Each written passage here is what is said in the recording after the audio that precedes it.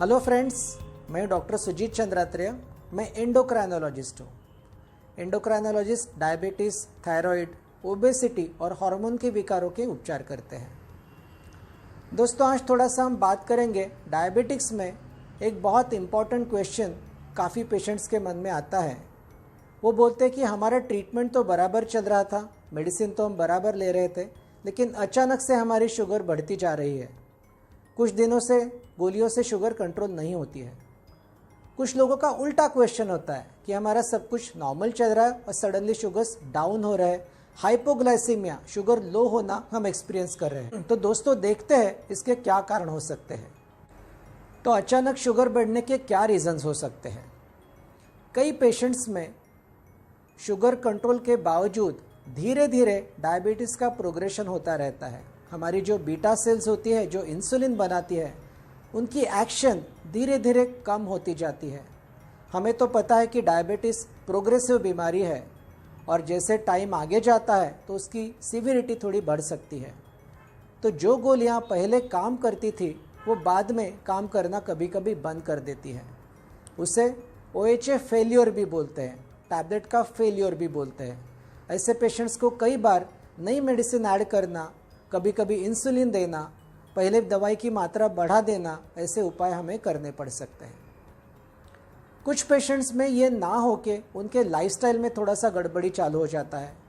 कई पेशेंट्स का जीवन पद्धति थोड़ा बदल जाता है, खाने का तरीका बदल जाता है, कार्बोहाइड्रेट लोड खाने का कभी कभी बदल जाता है। तो ऐसे भी पेशेंट्स की शुगर बढ़ना काफ़ी कॉमन है और उन्हें नॉर्मल गोली का डोज काफ़ी बार इनएडेक्वेट हो जाता है। तीसरी पॉसिबिलिटी है कि कई बार पेशेंट्स कुछ एक्सरसाइज करते हैं, कहीं बैडमिंटन खेलने जाते हैं, वॉकिंग को जाते हैं, कुछ कारण से उनका एक्टिविटी कम हो जाता है। सिमिलर सिचुएशन दिखती है कि किसी पेशेंट को पैर को इंजरी हो गई, चलने में कुछ दर्द होने लगा, घुटने में दर्द होने लगा, तो ऐसे पेशेंट्स की एक्टिविटी भी कई बार कम हो जाती है। एक्सरसाइज कम हो गया तो हमें पता ही है कि ब्लड शुगर्स हमारे धीरे धीरे बढ़ने लगते हैं। तो ये भी एक कारण बहुत इंपॉर्टेंट है जो हमें याद रखना है। चौथी बात है कि कुछ अलग बीमारी हो गई तो डायबिटीज़ के पेशेंट्स की शुगर बढ़ने लगती है। हमने कई बार देखा है कि urinary infections, pulmonary infections, pneumonias, tuberculosis जैसी बीमारियां अगर किसी डायबिटीज़ के पेशेंट को हो जाती है तो उनका शुगर कंट्रोल करना काफ़ी डिफ़िकल्ट हो जाता है। और अगर नॉर्मल शुगर कंट्रोल चलते, हमारी गोलियां तो नॉर्मल है, हमने कोई डोज मिस नहीं किया, हमारा लाइफस्टाइल भी सेम है, और सडनली शुगर बढ़ने लगा, तो ये ज़रूर हमें एक इंडिकेशन है कि बाकी कोई बीमारी बॉडी में नहीं है ना। ये चेक करना हमें उस टाइम बहुत ज़रूरी हो जाता है। काफ़ी साल पहले मैं KEM हॉस्पिटल में बम्बई के DM का स्टडी कर रहा था। तब हमारे KEM के पीछे शिवड़ी का हॉस्पिटल था जो TB हॉस्पिटल था।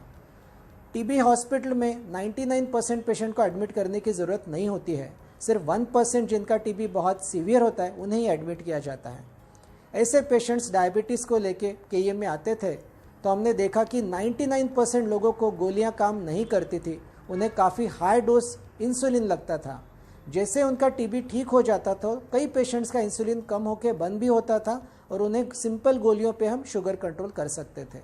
शुगर बढ़ने का कारण हो सकता है कि कई बार पेशेंट्स दवाई कुछ स्किप कर देते हैं। 2-3 दवाइयाँ होती है, कई बार लोग उसको भूल जाते हैं, उसको मिस कर देते हैं। और कई बार अगर गोलियों की मात्रा बराबर से नहीं दी गई तो ऑफकोर्स डायबिटीज़ तो अनकंट्रोल होने वाला है। अगर हमने एक आधी दवाई मिस की तो कुछ दिन के लिए उसका असर शायद ना दिखे, लेकिन 2-4 दिन के बाद तुरंत बॉडी के शुगर के ऊपर उसका असर हमें पता चल जाता है। और एक बड़ी समस्या कि कई लोगों को पेट के कुछ बीमारियां होती हैं। डायबिटिक ऑटोनोमिक न्यूरोपैथी में कभी कभी गैस्ट्रिक एम्प्टिंग का प्रॉब्लम होता है। उसमें कुछ गोलियों का एब्सॉर्प्शन ठीक से नहीं होता है। गोलियों का एब्सॉर्प्शन ब्लड में अच्छी तरह से ना होने के कारण भी कई लोगों की ब्लड शुगर बढ़ सकती है। आजकल जेनरिक दवाइयों का ज़माना है और हमने कई बार देखा है कि कुछ जेनरिक दवाइयाँ इतनी अच्छी काम नहीं करती है, कुछ जेनरिक दवाइयाँ अच्छी भी हो सकती है। अभी हाल में एक स्टडी आया था कि 85% जेनरिक दवाइयाँ ब्रांडेड दवाइयों से कम इफ़ेक्टिव होते, ऐसा हमें ऑब्जर्वेशन मिला है। ये काफ़ी डिस्टर्बिंग फाइंडिंग है। कई बार पेशेंट्स पैसे सेव करने के लिए जेनरिक दवाइयाँ खरीदते हैं और कई बार उनका ब्लड शुगर उससे भी अनकंट्रोल हो जाता है। ये ना सिर्फ मेरा लेकिन कई सारे डायबिटोलॉजिस्ट एंडोक्राइनोलॉजिस्ट का ये ऑब्जर्वेशन है और उसी तरफ भी हमें थोड़ा ध्यान देना बहुत ज़रूरी होता है।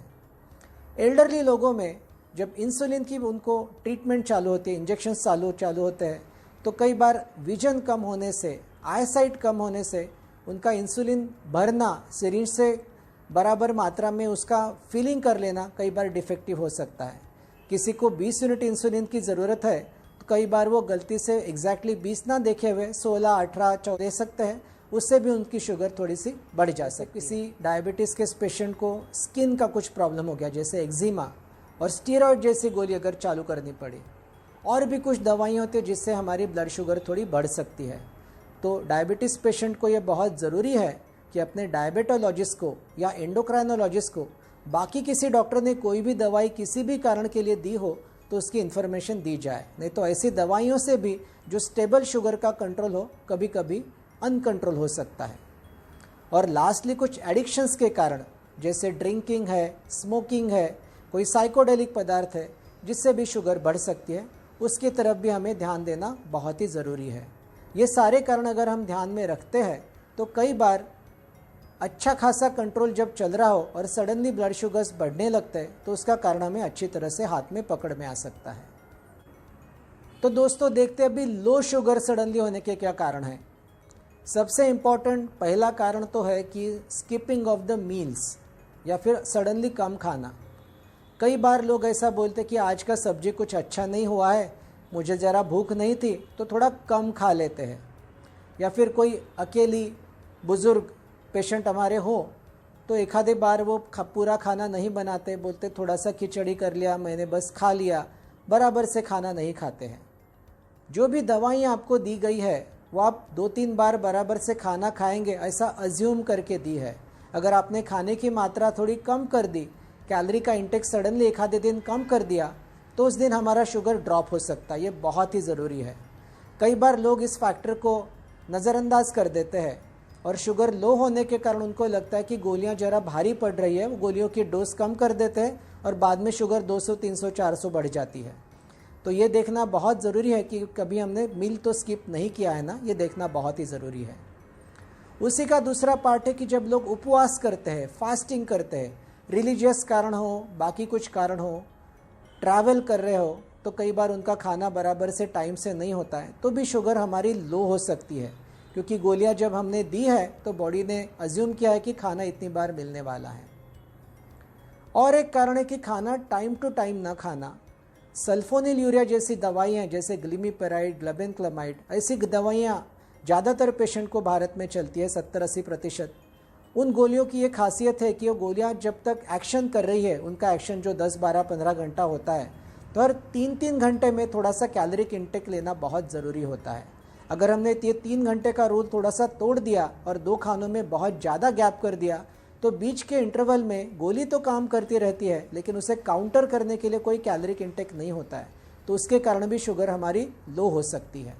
जैसा हमने देखा कि शुगर हाई होने के कारण में कुछ अलग दवाइयाँ हो सकती है, वैसे शुगर लो होने में भी वैसा हो सकता है।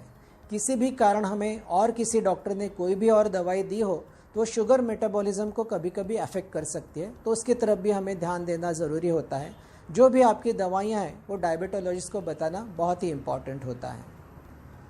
जो पेशेंट्स इंसुलिन लेते हैं, कभी कभी गलती से वो इंजेक्शन सबक्यूटेनियस ना होते हुए मसल में चला जाता है। वो सबक्यूटेनियस इंसुलिन इंजेक्शन होता है, वो इंट्रामस्क्यूलर हो जाता है। मसल से इंसुलिन का एब्सॉर्प्शन बहुत फास्ट होता है और सबक्यूटेनियस टिश्यू के लिए बना हुआ इंजेक्शन हमने अगर मसल में गलती से दे दिया तो उसका एब्सॉर्प्शन जल्दी होने के कारण भी शुगर हमारी तुरंत लो हो सकती है। जिस एरिया पर इंसुलिन का इंजेक्शन लिया है किसी पेशेंट ने, उस एरिया को अगर बहुत ज़्यादा एक्सरसाइज दिया, वहाँ का टेम्परेचर बढ़ गया, जैसे थाई पे अगर हमने इंजेक्शन लिया हो और थाई को किसी ने सेका गर्म पानी से या गर्म किसी थैली से दर्द के लिए, तो वहाँ का ब्लड सर्कुलेशन थोड़ा बढ़ जाता है और इंसुलिन का एब्सॉर्प्शन जल्दी हो सकता है। उसके कारण भी ब्लड शुगर थोड़ी सी डाउन हो सकती है। जो पेशेंट्स ट्रैवल करते हैं, कहीं और गांव में जाते हैं, किसी रिश्तेदार के घर में जाते हैं, वहाँ टाइमिंग, कैलोरीज और खाने का पैटर्न और टाइम टेबल रखना कई बार डिफ़िकल्ट हो जाता है। उसे में खाना थोड़ा लेट होना, खाने का पैटर्न बदल जाना, ऐसे जब प्रकार होते हैं तो भी हमारी शुगर कई बार लो हुई दिखती है। और कई बार तो अगर खाना एक आधा स्किप हो गया तो शुगर्स लाइफ थ्रेटनिंगली लो हो सकते हैं। जो सीवियर बीमारियाँ होती है जैसे कैंसर हो, सीवियर डेबिलिटेटिंग बीमारी, कोई कनेक्टिव टिश्यू डिसऑर्डर्स हो, एसएलई जैसी बीमारी हो, जहाँ साइटोकाइन स्टॉर्म जैसे अभी कोविड जैसी बीमारियाँ हों, उसमें भी शुगर का यूटिलाइजेशन बहुत ज़्यादा होता है। कैंसर जैसे बीमारियों में कैंसर सेल्स शुगर को कई बार ट्रैप कर लेते हैं और नॉर्मल पेशियों को वो उपलब्ध नहीं होता है। उसके कारण भी हमें लो शुगर्स, हाइपोग्लाइसेमिया दिख जाता है। लीवर के और किडनी के बीमारियों में भी शुगर का मेटाबॉलिज्म अफेक्ट होता है। Liver cirrhosis, chronic renal failure जैसी बीमारियों में भी शुगर काफ़ी कम होने लगता है और गोलियां जरा कम करनी पड़ सकती है। लो शुगर्स बहुत इंपॉर्टेंट होती है क्योंकि अगर शुगर्स हाई रहती है तो कुछ दिन के बाद, कुछ महीनों बाद, कुछ साल के बाद हमें कॉम्प्लिकेशंस एक्सपीरियंस करनी पड़ती है। अगर शुगर बहुत ज़्यादा लो हो गया तो अभी पेशेंट को लाइफ थ्रेटनिंग कॉम्प्लिकेशंस होने के चांसेस होते हैं।